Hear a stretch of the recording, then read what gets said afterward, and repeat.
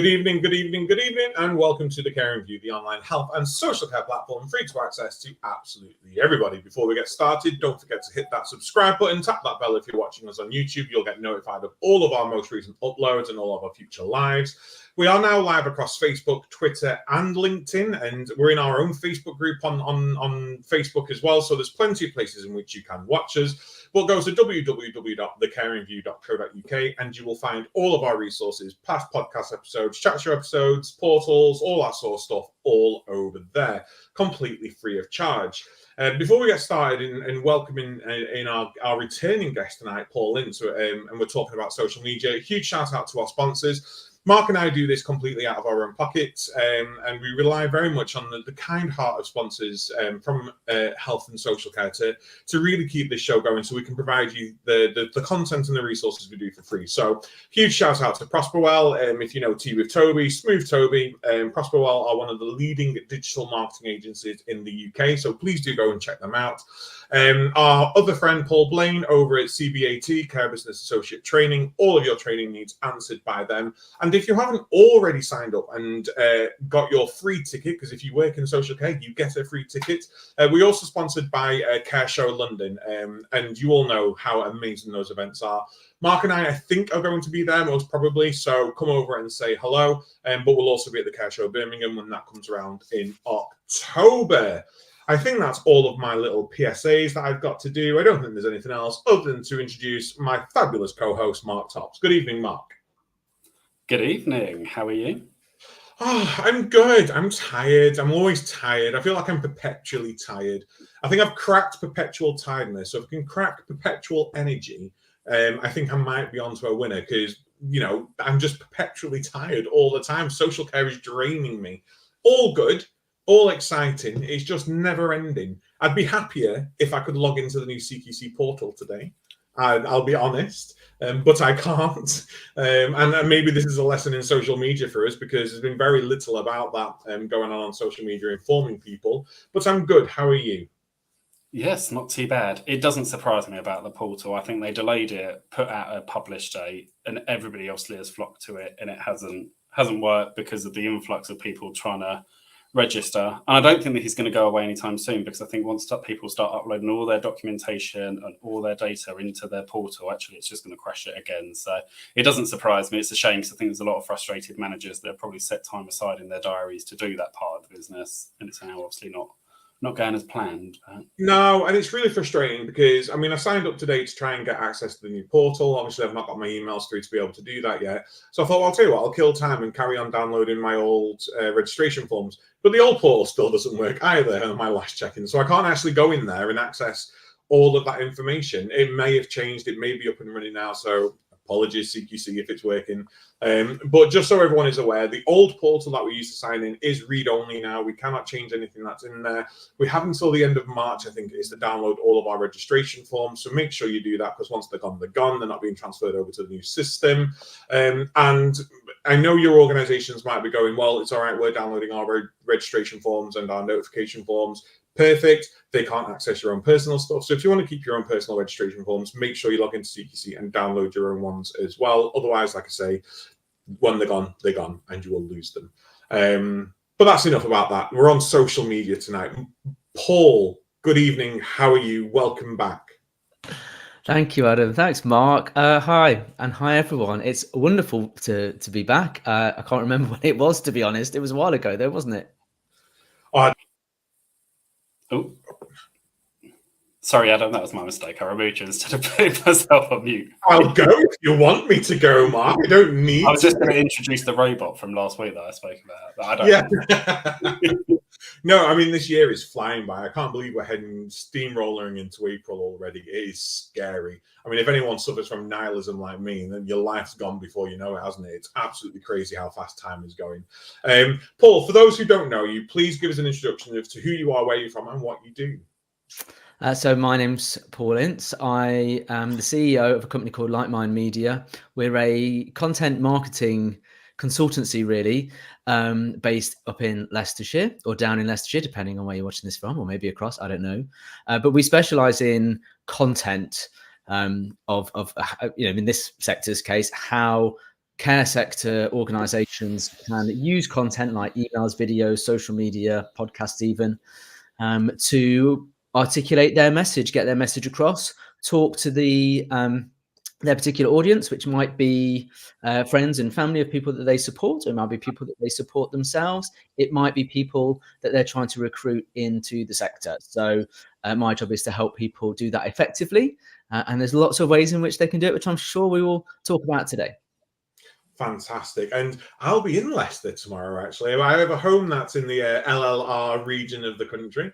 I probably won't have time to say, oh, let's go for a brew, but it's good to know that you're in an area where I cover, which is fabulous. I think social media, the conversation of social media is incredibly timely. I mean, they've survived, 3 revolutions? The French, the Russians, the German revolutions. We've had 2 world wars. We've had public and political scandals. And it seems to be social media, the thing that's going to absolutely upend the royal family.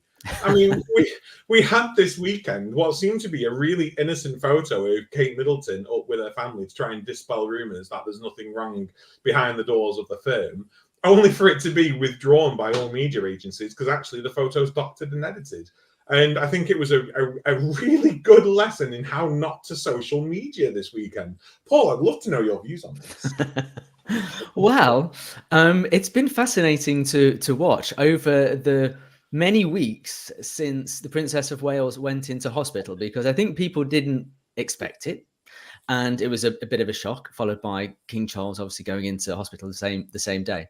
And the difference, I suppose, in the social media era is that people can talk about it with a lot more people than what they would do maybe down the pub or in the playground or whatever. So, of course, that has the propensity for people's imaginations to run wild. And I've heard everything from she's dead, she's in a coma. I've heard that she's had a BBL or a facelift, or she's had a secret child or whatever. I mean, it's absolutely wild. But I think the thing that the palace is trying to do is to stay relevant, because they need to stay relevant in order to keep going. They're trying to stay relevant, and they're trying with the younger generation of royals to be approachable and to be a bit more like you and I. I mean, you'll have to judge whether they can be. But of course, the way to do that is perhaps be accessible on social media. So this weekend with the photo, is it real, is it not, is an attempt to communicate directly, and I think put these rumors to bed, and it has spectacularly misfired because of the photo. Kerosene on a fire comes to mind, if I'm honest. It was just sort of like, how do we fan these flames even more? I mean, the reason I bring it up, apart from to have a bit of a chunter and a giggle about it, because I did absolutely enjoy the drama that was kicking off on TikTok over the weekend about it all. I think the reason it's interesting to bring it up, though, is in our business, in our line of work, in our sector, in social care, it's very easy for us to just put things up on social media and go, this is a really good way to communicate with people. And we might not realize it happened a lot during the pandemic. Oh, let's put something up on social media, and actually you've got care staff walking around without masks on. Or let's put something up on social media and something's going off in the background, which isn't quite right. So what is an exercise in showing off actually is showing off the wrong side of our business and actually poor practice. And we're letting the whole world see it rather than people coming in and finding that ourselves. So I think my question for you to start off with is, what are some of the things, before we get into the discussion tonight, that we need to be aware of about putting stuff on social media? What are some of the biggest risks we can face in doing so? We don't want to have a Princess of Wales scenario. We don't want these conspiracy theories flying around. What should we be considering before we go gung-ho into the world of social media? I think the first thing is to remember that posting anything is publishing. Posting is publishing. If you put something out there, it's available to potentially only those people who can see it, if you have it just set to friends or whomever. But even if it's sent to a limited number of people, it's possible then for somebody to screenshot something, to take a photo, for you not to know about it.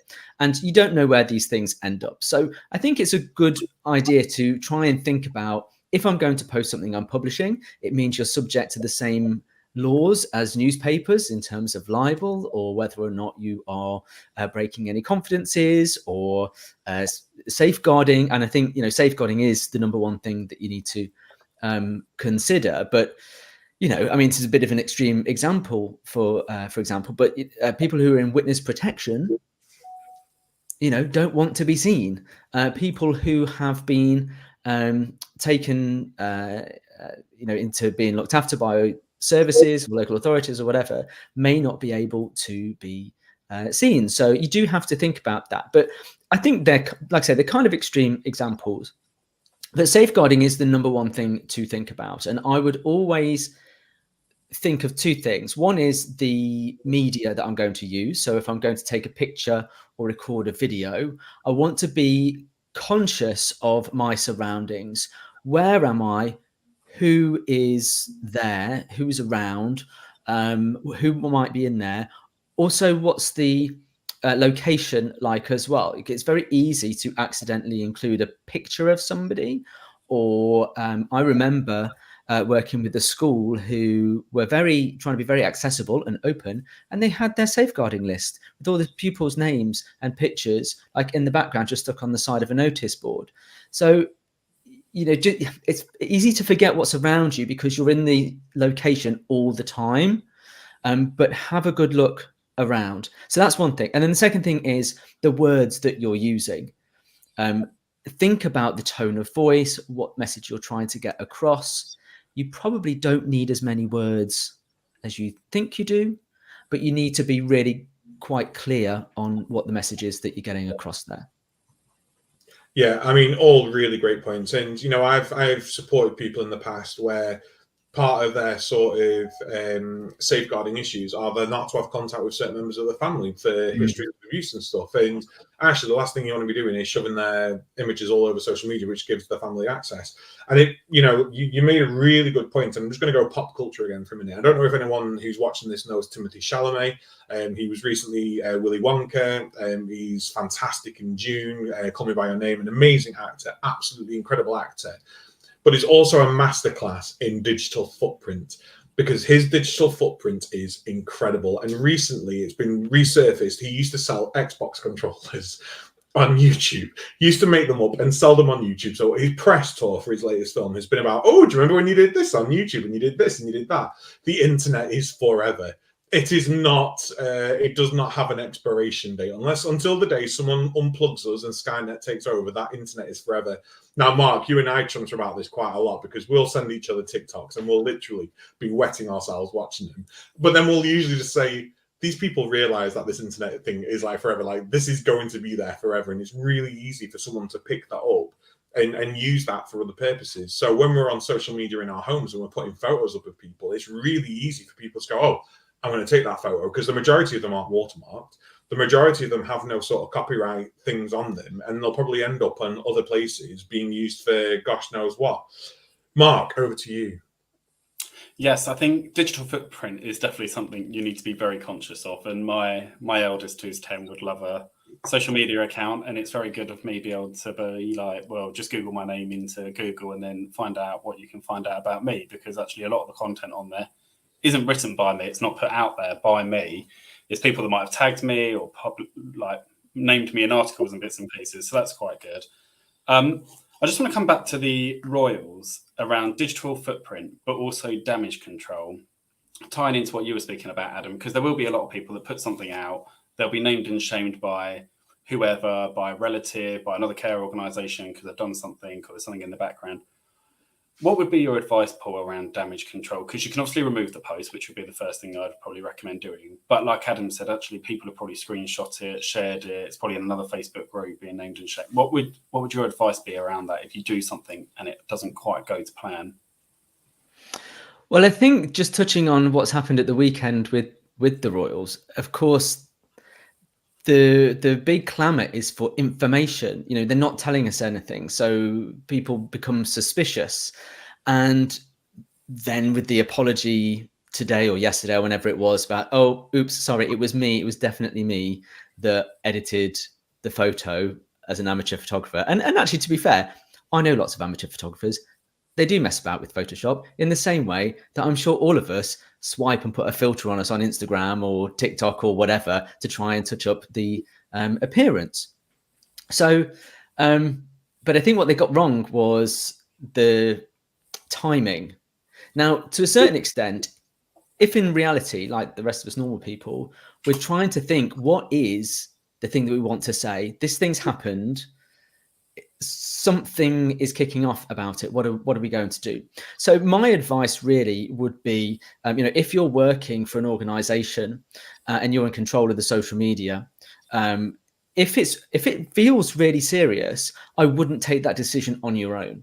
I would talk to senior leadership, explain frankly what's happened, what the reaction is, and to get buy-in from senior leadership as to what to do. Because I think it feels a big responsibility for someone managing social media. And in the care sector, it's not always somebody's only job. They're trying to fit it into another role as well. I think it's good to get that support in whatever decision there is. So that's the first thing. I think where there are individual comments, depending on the platform, you can do certain things. So on Facebook, you can hide the comment. And I think on Facebook, that's preferable because they still think that it's there. You can see it, but nobody else can. And that sort of takes the oxygen away slightly, because when somebody when somebody makes a comment, they're looking for a reaction. And if you delete the comment, then that's what they're looking for you to do. You've reacted by deleting it, and you can guarantee that they'll just go in harder next time. So I think if you've got the ability to hide, I would go with that. On platforms, though, that don't have that capability, then I think you've got two choices. One is you can just not engage at all, because, as I say, they're looking for you to engage. Or you can take the view that you do want to respond. But if you do respond, I think you do have to take advice on that, depending on what the allegation is or what the comment is. In some cases, it's reasonable to rebuff something. So if something just did not happen, I think it's reasonable to state this did not happen, or you weren't there, or whatever it was, in a polite way. But in extreme circumstances where you feel that there might be a legal issue, I would consult on that and potentially issue something of a legal sounding response after taking that advice, because that can sometimes not scare people, but if it sounds like a legal formal response, that people can back off there and then. Now, as for sort of damage limitation and damage control, if stuff is out there, again, you take advice, but my view is if there's something to apologize for, I would apologize. I would never go down the route of, I'm sorry that you feel that way, because that's not actually making an apology. That's, just saying you feel like that, and we don't believe that. But I think timeliness is important, but don't rush it. Yeah. No, thank you very much. Adam?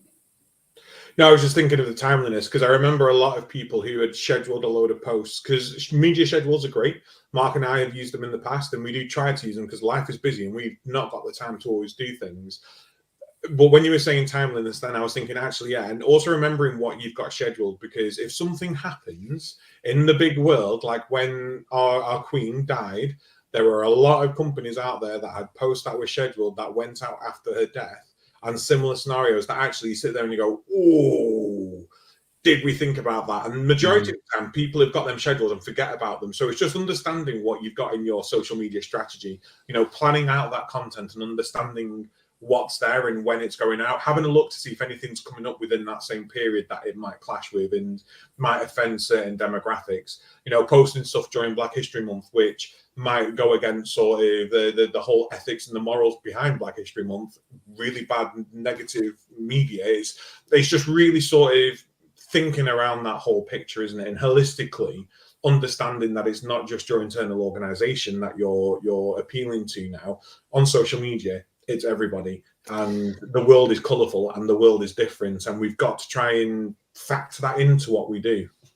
Yeah, I think, if we look at the reality of where we are right now, there's a lot going on in the world. There's a lot of problems, war, a plague still. You know, there's and huge divisive politics both in this country, across Europe, across the US and the rest of the world. There's a lot that seems to happen. So I think it is, you're right, always worth thinking, what have I got out there, and to be mindful of paying. I want to pay attention to the news. I mean, it's God, who wants to really like watch the news anymore? But if something happens, I think it's good practice to go, right, what have we got coming up? And with the Queen dying, of course, people like me and my colleagues and people in my industry, we've sort of almost been rehearsing that for years. Well, now we've actually been through it, and so and everyone will have been through it. So, you know, just go back to things like that. How did you react? Did you stay quiet? Did you just take things in? And in those situations, when something big happens, don't be in a rush to respond.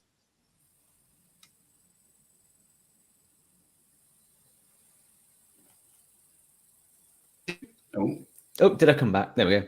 You're back. I didn't know if that was me or not. Was it me that disappeared, or was it everybody? No, I think it was you. I think, but I don't know. Mine was a bit laggy. Okay, but yes. So I think in those situations, take your time to offer a response or information or condolences or whatever it is. You don't, you know, people aren't waiting for your organisation to say something in those situations, so you can take time for that. Is there a time where being silent is too damaging for us? So again, I know this is all about social care, but I think when we talk about social media, for social care, our industry, we have to learn from the wider picture. We have to learn from how it's being used elsewhere. So I'm going to go to movie stars for the time being, and the Palestinian, Israel, Hamas, Gaza situation, awful situation. I won't make a comment either side. And the reason why I'm saying I won't make a comment either side is, at the minute, people are being crucified online for either saying the wrong thing or not saying anything at all. So are there times in our organizations, if we're really going to go big on social media, where either we have to stay silent and be silent, or do we need to be conscious whether being silent sometimes is also more damaging than not if we're so prevalent on social media? I think it's probably down to whether you have a direct relationship with whatever is going on. And if you do, if you are impacted by it, then it may be worth saying something. So, for example, let's use a hypothetical situation where there is a legislative change in government that directly impacts negatively social care. It would be reasonable to say you've got skin in the game there. You want to make a comment. It directly affects your organization. You want to support your staff or your community or whoever it is that it relates to. And that would be reasonable.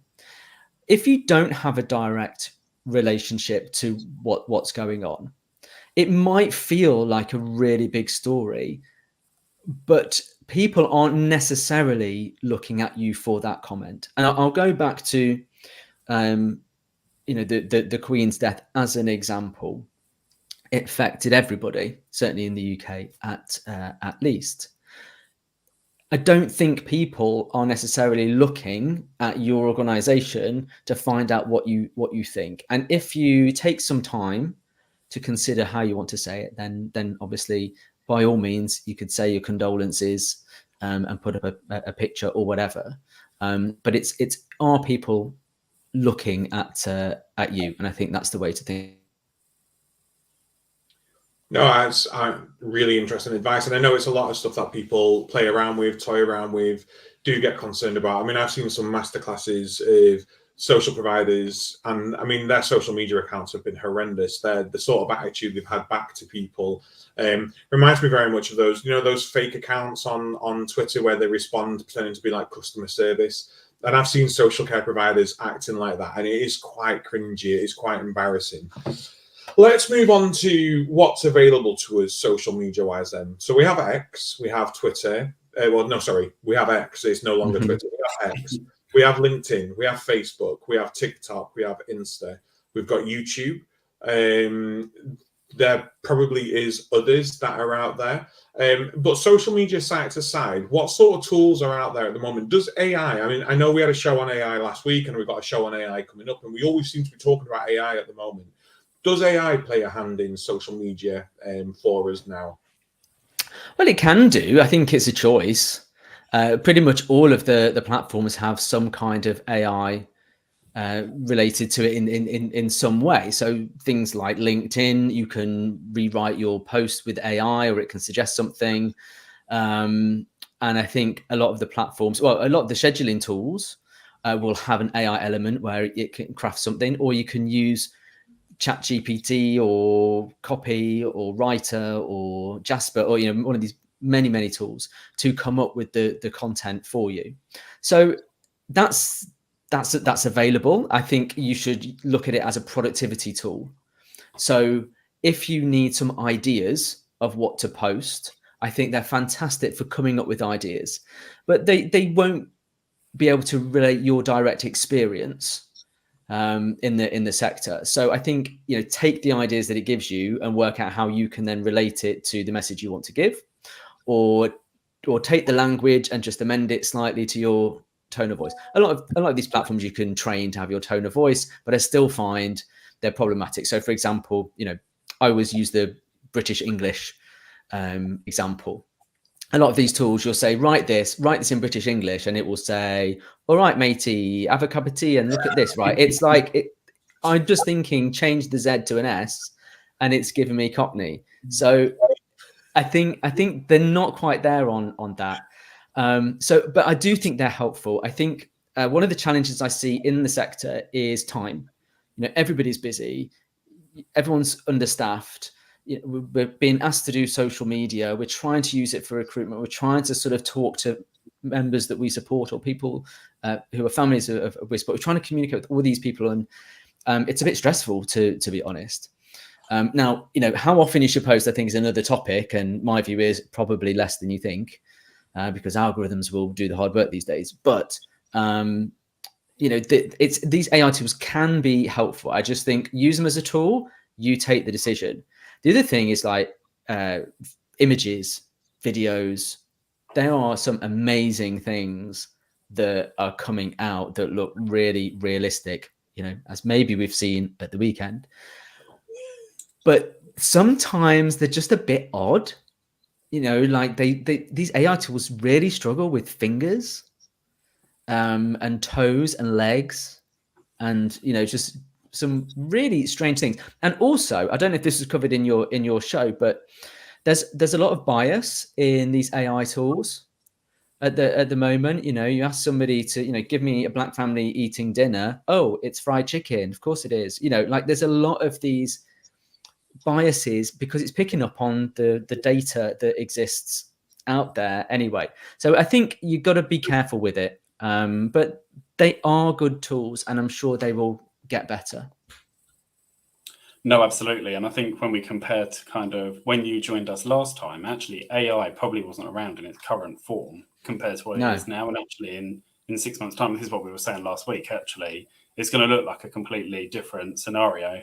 And I know that I think it's Google are currently working on where you'll be able to just upload an image and it will make a video out of that image for you. But we can also see, on social media like TikTok, where they're using CapCut, and you put your image in and AI is bringing that image out and adding a background for you, which I find some of them absolutely hilarious to watch what it generates in the background. But yeah, I just wanted to go back a tiny bit to the social media schedulers, because there will be some people thinking, oh, actually that sounds like it'll make my life easier. I know when I was a registered manager, the social media was kind of bolted onto my job role and I didn't have time. And that's where I started using a scheduler.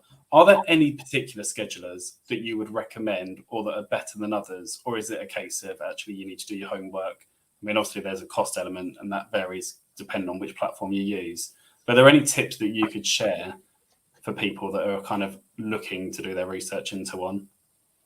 Well, a lot of the platforms now allow you to schedule in advance. So you can do that on Instagram, Facebook, and in fact, with the Meta Business Suite, you can schedule both to Facebook and Instagram together. So that's time saving if that's where you're going to exist. but all the tools apart from TikTok, you can schedule to put it out in the future. So you don't necessarily need a tool, but if you're trying to do stuff cross-platform, a tool is going to help you do it all in one place.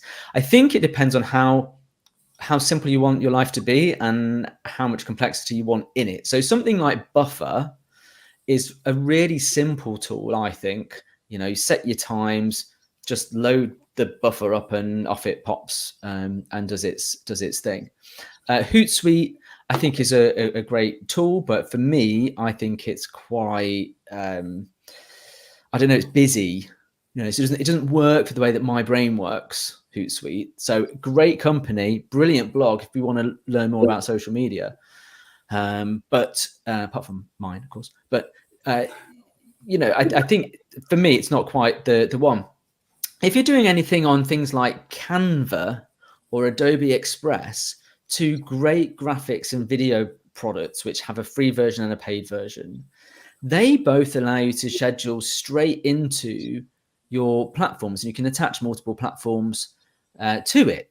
So if you're using those anyway because you're trying to get some branded content out there, you might already have a scheduling tool which you can use. So I would investigate that first and see whether you can just reduce the cost and do it all in one place.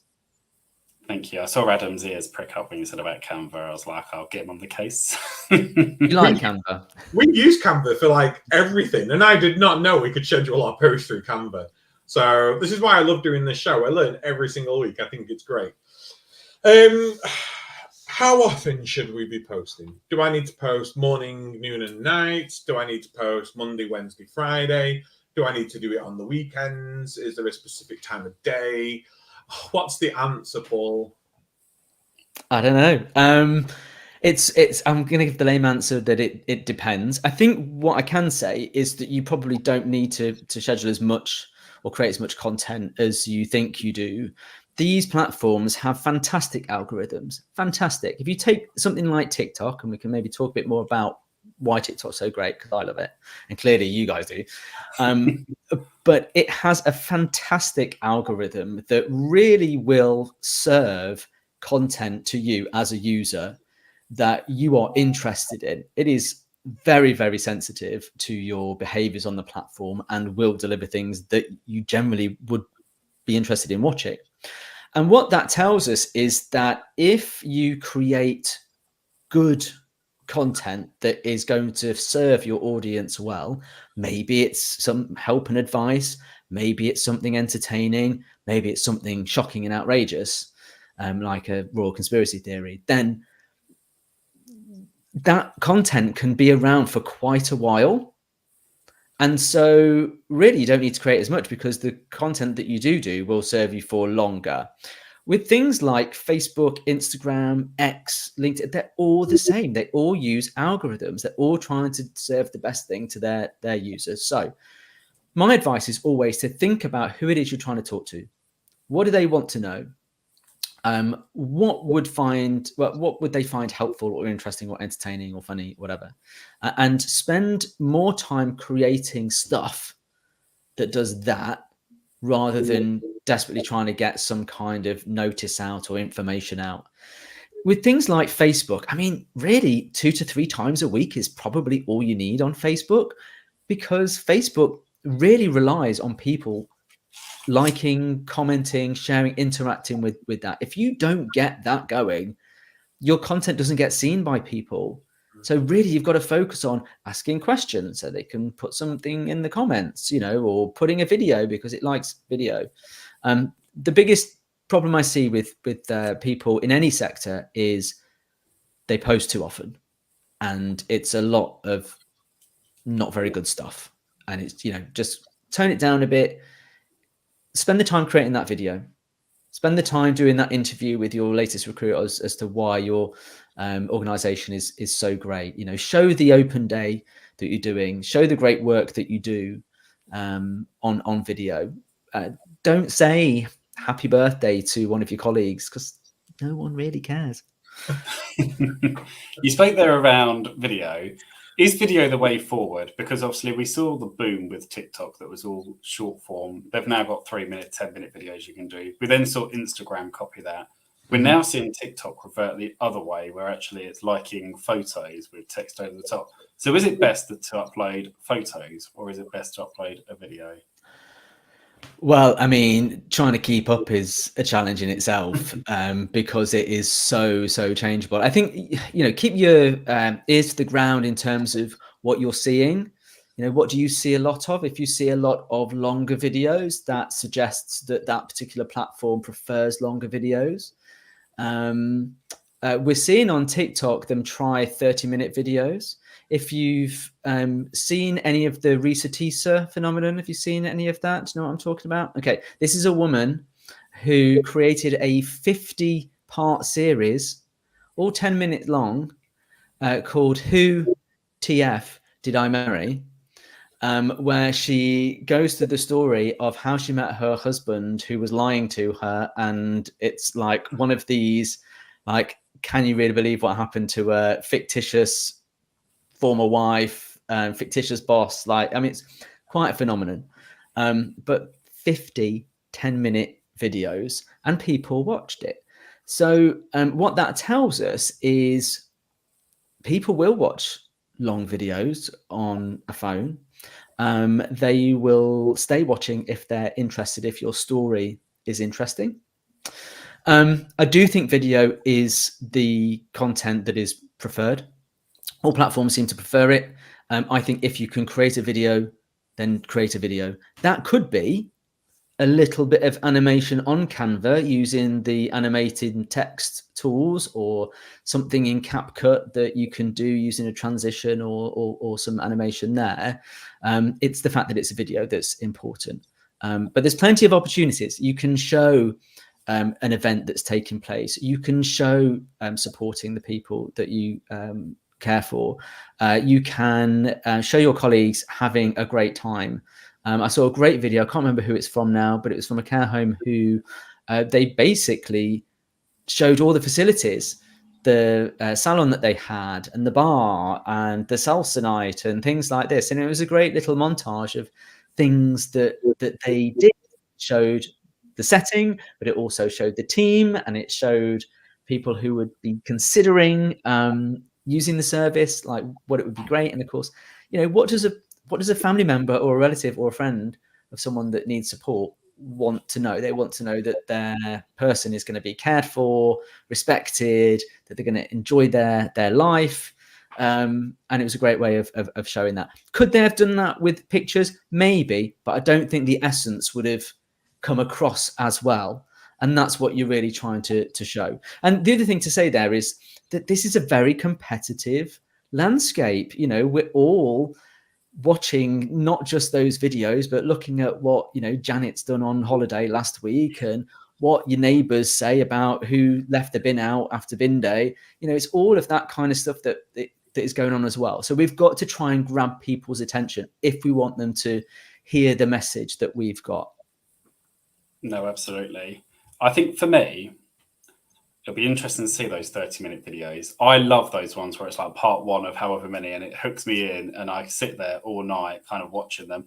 But if I saw a video that was 30 minutes, I think I would just scroll to the next thing, because I don't think, like, when I see the 10-minute ones, I'm just like not interested. I'm going. But I could watch like 30 minutes worth of 3-minute videos made up over the period of part one, part two, part three.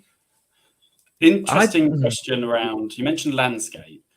Is landscape better these days than portrait? I wrote it down because I think I always just do everything in portrait because I don't like the way things look landscape, unless it's like you're taking a photo of like my usual, the sun and the fields in the summer.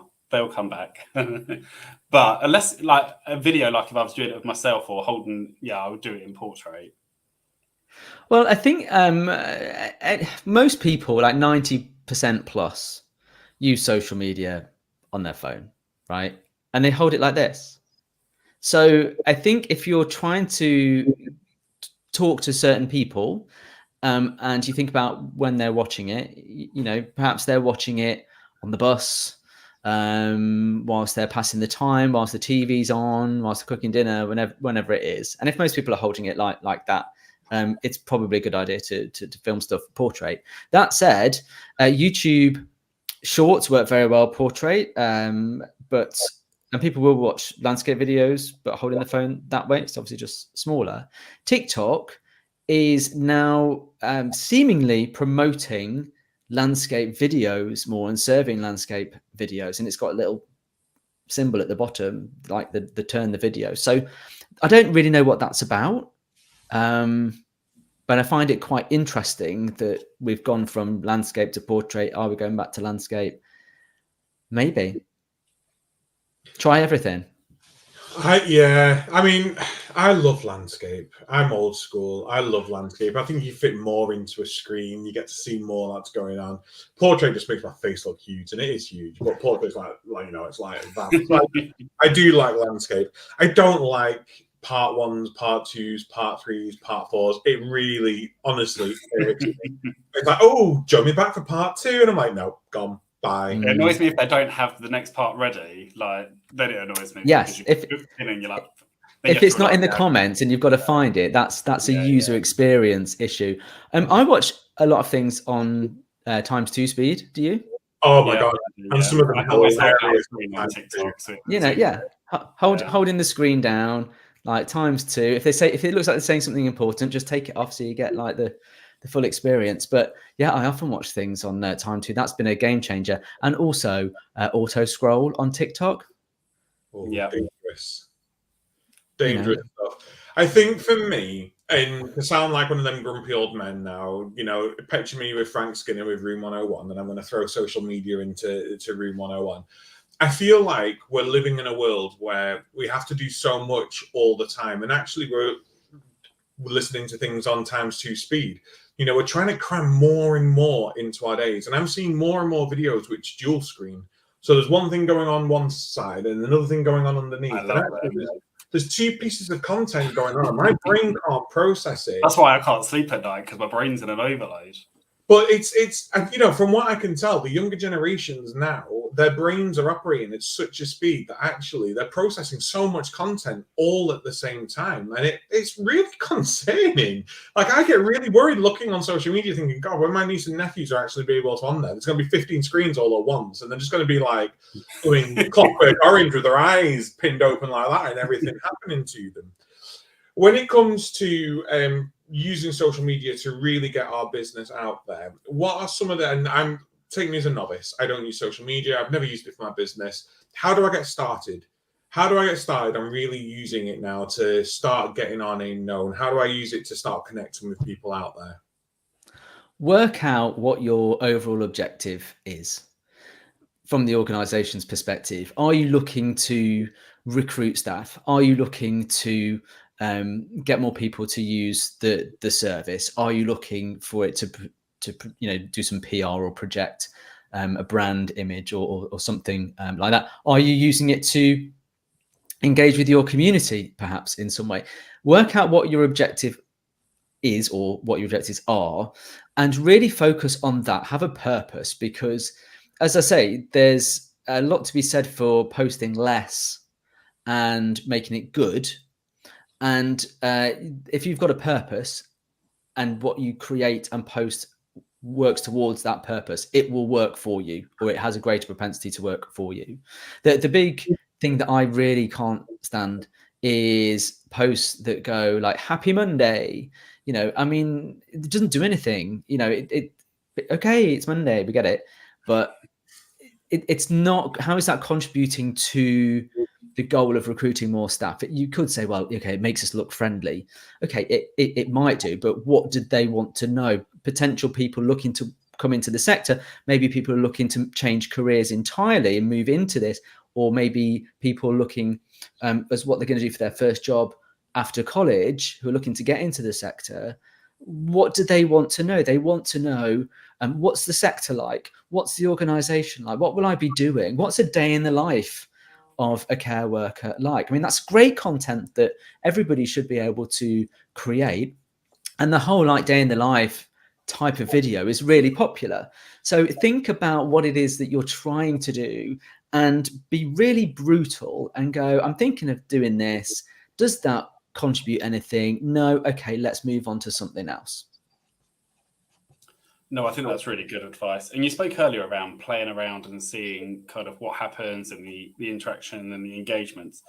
In terms of analytics, now I've only ever looked at analytics once, which is when I went to LinkedIn headquarters and they looked at it with me and I was like, oh, I don't really care. But I know that where I work, they talk about kind of analytics a lot and kind of the engagement. How much focus should providers or businesses, whoever, be playing on the analytics? Should they be looking at it and monitoring and using that data to inform kind of future projects and posts? Yes, but, and this might seem a bit radical and I might get thrown out of the social media community for saying it, but I think people often put a bit too much emphasis on analytics. So where I think they're good to look at is you could look at your content that you've created and you could look at the numbers and try and work out what that's telling you. So it might be that when you're on Facebook, for example, and you're comparing the different posts that you've made, and you see something that really stands out as, you know, high engagement, lots of comments, some shares, and so on. Look at something that sticks out and go, right, what happened there? Oh, maybe it's because it was a video, or maybe it's because I asked a question in the text, or maybe it's because it contained Joe, and everyone loves Joe when she's in the comment doing a funny dancey thing or whatever it is. So you've got to work out what it's trying to tell you. The problem is that there are external factors that can really affect that. So we talked about world events or something happens that can really throw things off. When Russia invaded Ukraine back in 2022, you know, that week, that's all people were talking about. And, you know, are we in World War III and all this kind of fear around that. So if you've got a big message going out, there's no chance of it being seen because no one's interested in that at that point. So that's what I mean by you got to work out what the story is. Having said that, you've got to make sure you're not using it to excuse yourself. Oh, that's because, you know, that person in the local area stubbed their toe and that's big news now. You know, you got to try and not give yourself an excuse.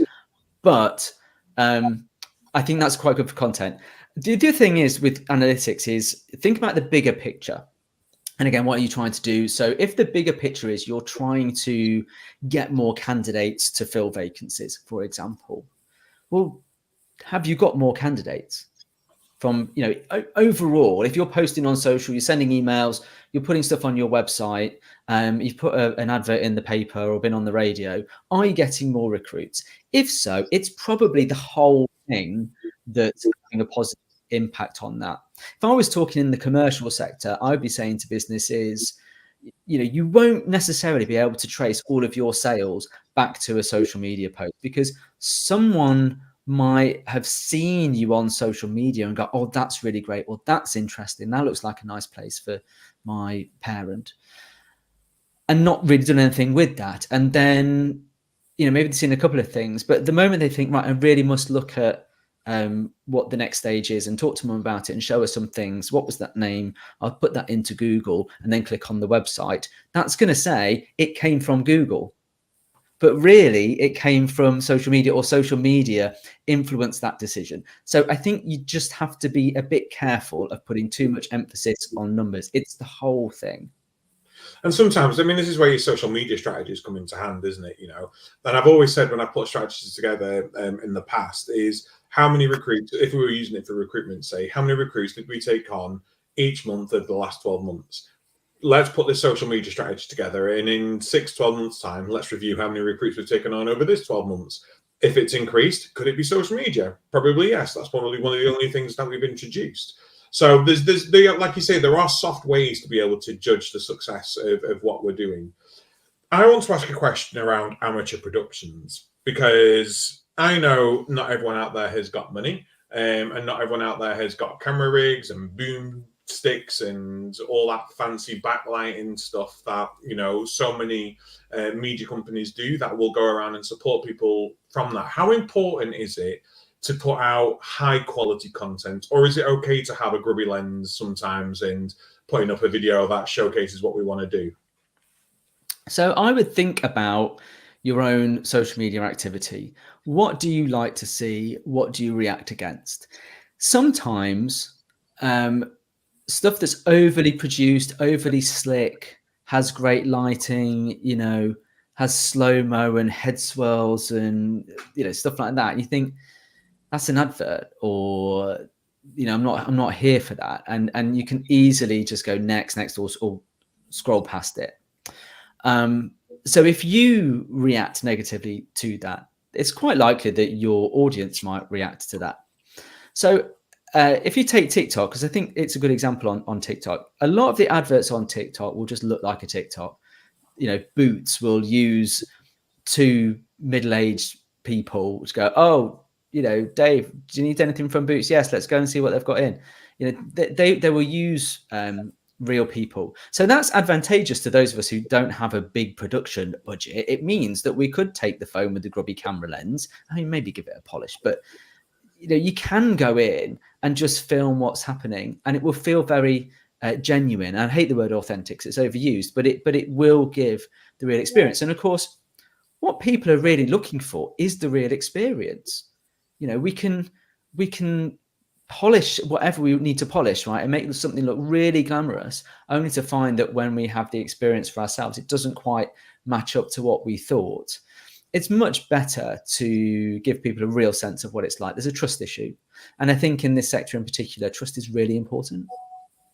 I think there's also a time issue, isn't there? If you want to try and edit everything and add all those animations and bits and pieces, actually how long it's going to take you. We know when we, you know, people on TikTok that talk about actually how they do it for a living, the amount of time they take to craft one video to put it out there.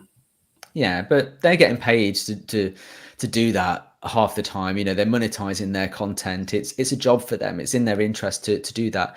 For most of us, it's a part of what we do. Now, if you've got the knack, if you picked up the skill, if you're interested in it, I'd say by all means, you know, learn some of the tricks. You know, if you want to throw a tabard on, or you know, something in a funny kind of way, then, you know, sure, you know, do that.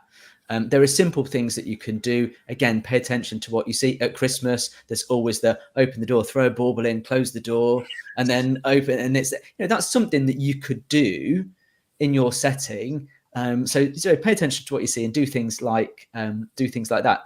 Another tip would be, in your organization, if you've got people, and let's say they're a bit younger, who really love that kind of content and can create it because they've been brought up with it, they're digitally native, they've got the knack, get them doing it. You know, say to them, like, go and create me a video. They love it. They love it. And it works. No, I love that. And I love jumping on the trends. I was thinking that Glambot trend that goes around at the minute. I mean, it's just been Oscar season, and, you know, they're on the red carpets. Have you seen the Glambots, Mark? Where they spin round. Where they spin round. Yeah, I do like them. How good is that? That would be a really good example, because if you do it now, a couple of days after the Oscars, imagine, because the Oscars is news, imagine it in your care home, for example. You get your team to have a bit of fun and do like a red carpet. I mean, if you've got a red carpet in the setting, brilliant, you know, use that, and do like an Oscars kind of red carpet thing, and get them to introduce themselves, and, you know, who are you wearing? Oh, it's NHS or whatever. Then, you know, have a bit of fun with that, because it's topical. It will probably be seen, and actually the sentiment of that will be really positive. Talking about being seen, and I will hand over to Mark again in a second, but just on this, how important are hashtags? That was going to be my question. Or not to hashtag. I'm of that generation that obviously had them, and I love a hashtag, so I carry on. But I do see people talk about there's no point in hashtagging anymore. But I'm in that school now. I'm not saying there's no point. Again, you know, you do it and see what works for you. But we know that the platforms, particularly Instagram and TikTok, their search capabilities are being developed all the time. It's a key area for these platforms to develop. They want people defaulting to the platform to search, and there's lots of evidence that particularly younger audiences do that. And they will type in some keywords, things that they're thinking about, and it will serve them the content whether or not it has a hashtag in it. So what I would say is, if you choose not to use a hashtag, make sure you've got the words in that define what it is that's important to your audience, and it will probably be seen. These platforms are so sophisticated. They know what's in the video. They know who's in the video. They know where the video was filmed. They know everything about the video. You don't have to tell it too much for it to work it out. But putting in keywords, describing what it's about, can help that algorithm work it out faster. And so I would make sure that my captions are descriptive and contain information that's relevant. And you can choose whether or not to put a hashtag in. If you want to be part of a conversation that is going on and everyone's using the hashtag, then obviously put the hashtag in so you can be part of that conversation. But I'm using them less and less. And if you're using captions or you're using hashtags or both, is there a limit? Because I see some people that have hundreds of, like, the caption is so long, like when you click it, it goes over the whole screen. And some people that just use about 50 hashtags all in one. I think you've basically just been on a hashtag generating website here, typed in your words and it's giving you copied and pasted Yeah. all. But yeah, is there too many, or is there no such thing as too many? I mean, there's a technical limit on some of these. So I think Instagram is 30, but Instagram will say 5 or 6 is probably where you want to be. Some people would say more like 10, 11. It's sort of, again, it sort of depends. But I mean, I hardly use any. Yeah, I don't use any at all because my social media is just crap. I am terrible. I got a new job in August and I just I just hardly pick my phone up anymore. And I think it's important because I know we're talking tonight around how important social media is to grow your business, how we can use it to grow our businesses and everything like that. And I think it's really, really essential. And I know Mark and I are not on polar opposites because I am always in awe of the work Mark does on social media. It's incredible. And, you know, his are the notifications that come up, his are the ones that I read and I look at. And yet I took a totally different stance recently and I gave up on X and I don't use that at all anymore. It got too toxic for me and it's just awful. I don't use Facebook anymore. I just don't go on that apart from for posting caring view stuff. And on LinkedIn, I'm at the moment, I'm seldom on LinkedIn as well. And I think a lot of that has been for my mental health because we all work such busy jobs. And then my social media then was like, right, evening, social media constantly. And then by the time it's like 9 o'clock at night, I'm exhausted, like absolutely exhausted. And for the first month or so, I had real FOMO, like, oh my God, what am I missing out on? Am I going to be out of the loop? Are people going to forget about me? Am I not going to have the contacts that I used to have? But actually, the response that I have when I go on social media now is probably greater than it was when I wasn't on social media because my posts are so less. And there's more people going, oh, Adam's posted again. Not that anyone's waiting for me to post by any stretch. I'm not going, stroke my ego here. But because I post so less now, like I put a post up today around a recruitment position, and actually I got some really nice interactions on that just from posting as a one-off.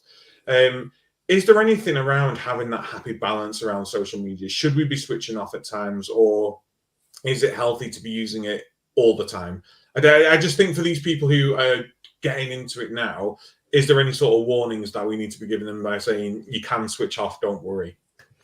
Well, I think you absolutely can switch off, and there's something about the psychology of the ego. I think with social media, I often have like a couple of weeks off at Christmas. Certainly, in terms of I'm not posting stuff, I might like consume stuff that's on there. But did anyone like send me a message to say, "Are you okay? You haven't been on for 2 weeks." No, because everyone's busy. They don't care really. So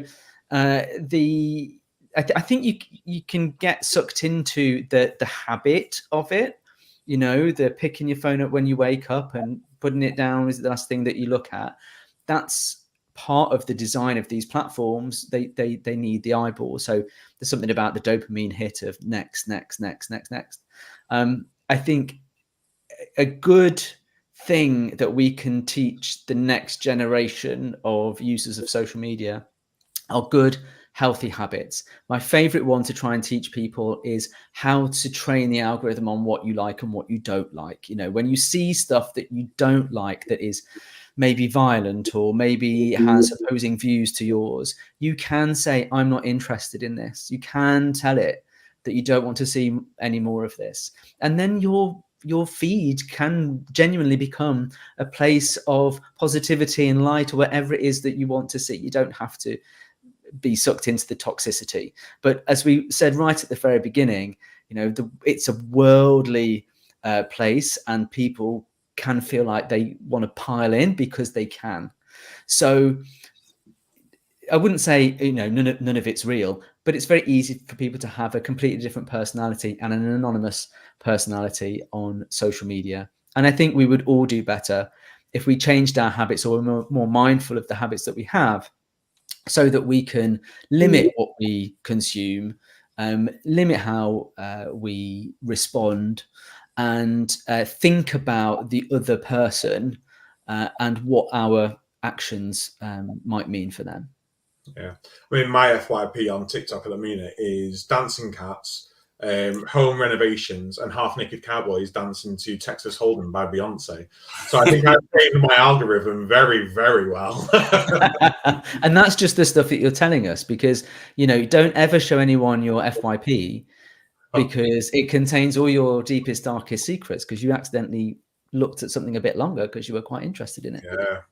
Very Black Mirror. Mark, we're an hour. We're an hour already. I know. I was just thinking we've got to the hour mark. It's gone so quick tonight. There was one question, Paul, quickly, that I wanted to ask, because I know that I spoke to somebody the other day when I said that I was doing a show on social media. They were a care home manager of a large organisation, or they've got multiple homes. They have a marketing team. Each of the registered managers have a target to get a certain amount of followers and page likes as part of their KPIs towards their bonus. There will be a lot of people out there that have that within social care. I don't think that's unusual. What would your advice be about, actually, if you're trying to hit a certain amount of followers or engagement or whatever it might be? Is there anything that you would say? I can get you 1,000 followers for $12. I mean, that's the sort of they're not real. I was going to say, you won't have very good engagement, though, will you? You won't. Well, you'll get some. You'll get some because the bots are there.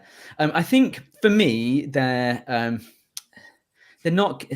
KPIs are fine, because if, again, going back to purpose and objectives, if the aim is to create more awareness, to build the brand, to let people know that you exist, then you want audience share. But really, a lot of the platforms now are promoting content to people who aren't following you. So in TikTok, everybody looks at the For You page rather than the following page. On Instagram, you'll see suggested content. On Facebook, you'll see suggested content, reels, and stories as well. And the same on LinkedIn, actually. So followers is not necessarily the metric that's the be all and end all. Impressions of content, so how many times it was served, or reach, how many people saw it, they are decent metrics to look at in terms of what's what is our how many people are like seeing our business or our brand or the message or things like that. Followers, I think these days, not so much, but have a look at your followers and see, are they relevant? If someone's following you from Peru and they aren't going to use your services or need your services, what's the point in that follow account, really? No, yeah. Thank you very much. Adam, any final thoughts from you? Well, I've made so many notes tonight. I think it's incredible. Glambot, I'm going to try and make sure that I get that ready for the next Oscar season. I mean, it's not just Oscars where the Glambots are out. It's usually the big award ceremonies. And I know we've probably got a few more coming up this year. Social media schedulers, I've put down. I like the day in the life of as well. And, I'm thinking TikTok content. Can we identify someone in each of our services, and actually they do a day in the life of part 1? Join me for part 2, and then part 2 will come up, say, a week later, and part 3 would come up, and then part 4 would come up. It's giving them a role as well and giving them that sort of excitement.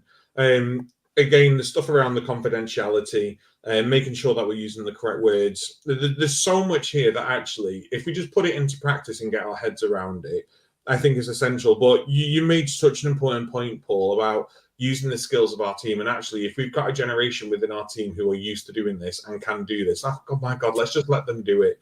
because those are some of my favorite posts on social media where, I mean, there was one this weekend actually, and I thought it was absolutely incredible marketing. And bless them, they've got this really expensive microphone. It was a bakery, and they were showing them all the baked produce in this bakery, and the microphone wasn't plugged in, and it was just crackling. And, you know, they were showing them all this produce, and you can just imagine that they've got someone in their team who's really good on social media and go, I'll tell you what, post it. Like, no, but it's rubbish. You can't hear what I'm saying. No. Post it. This is like social media gold. And actually, that's like 1 million views or 1 million likes.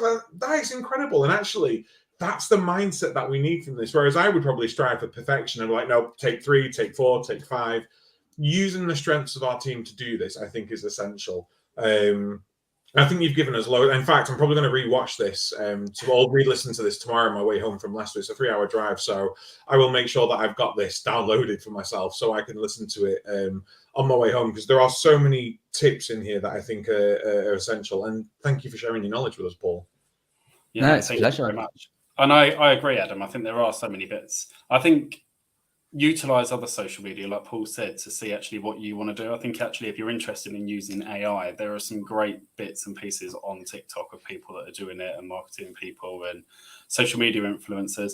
I have popped into the comments one of my favorite videos that I shared on my LinkedIn. It's just of a guy in Australia who looks after his sister with Down syndrome but works as a support worker, and it's just a video of like a day in the life of a support worker. And I really want somebody to just use this video idea and use it as a recruitment marketing campaign. So I've shared that just because actually it's just a bunch of images that have all been kind of captured together, and then with a good old song on top that kind of is very catchy. But yeah, no, thank you very much, Paul, for giving up your evening and imparting some words of wisdom with us. It's a pleasure to be back on and to talk about these things. It's very changeable, and it is hard to keep up. So I just want people to like give themselves some grace. You know, you're probably doing an amazing job, even if you think it's not quite as good as you would like it to be. You know, done is better than perfect. But just get on and do it, and you know, have a bit of fun whilst you do it at the same time. Oh, honestly, brilliant. Thank you so much for joining us. For anyone watching who wants to get more of Paul's wisdom, please go in and find him at Like Mind Media. The link is in our comments. Mark popped that in already this evening for us. Don't forget to go check out our sponsors. I will pull them up on screen. We've got Prosperwell. We've also got Care Business Associate Training, and obviously Care Show London. Next week, Mark, are we live next week? We are live next week. We are talking around we're not talking about social media there today. We are talking about AI in care planning. So we've got Health Automated joining us that I'm really looking forward to, because I think I've seen their product and what it does. And I think actually it's just kind of blowing out the water kind of what else is out there in terms of digital care software at the moment. So yeah, really looking forward to that conversation. And that wasn't me thinking, oh, we're having a week off, by the way, because the day after we go live, it's UK Care Week. And we are going to be live on stage, in person, at UK Care Week, talking around the new CQC framework, how we're prepared for it. We know it's here now. Is it really fully here? There's still a lot out there that isn't happening. The portal, for example, today. But please do join us at UK Care Week. Ask your questions there. Give us your experience there, your views there. It's a very interactive show that we'll be having, and we want to hear from absolutely everybody. That is at Birmingham NEC Wednesday, Thursday. We're down there on the Wednesday, I think it is, Mark. So please do come and join us there. Join us next week for AI again in care planning. I think we're going to rename the show the AI Caring View, because it just seems to be everywhere at this moment in time. But thank you everyone for joining us. Really strong viewership tonight. So Paul, I think it's important that we have these conversations, because there's so many people probably sat there with notepads full of information tonight. We've been strong all the way through the show. Until then, www.thecaringview.co.uk. Find out all of our information on there. All of our podcast episodes, chat show episodes, resources. We probably are going to be bringing out a new website over the next couple of months, so keep us in mind. Bear with us. We are troglodytes when it comes to this sort of thing, so we are trying our hardest. But there will be a new website. We're going to try and make it more accessible for people. We're going to make sure that our resources are more accessible for you, so you should just be able to click and download them from the site instead of having to go through a load of rigmarole. it's nice for us to see the numbers of how many things have been downloaded. Some weeks we're getting thousands of downloads, but actually what's more important to us, knowing how many people have downloaded them or how easy it is for you to download, and it's how easy it is for you to download. So we're listening to people. We're going to get that actioned.